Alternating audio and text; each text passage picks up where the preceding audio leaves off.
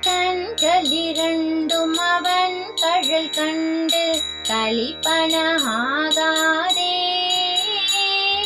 காரிகையார் தம் வாழ்வில் என் வாழ்வு தடைப்படும் ஆகாதே.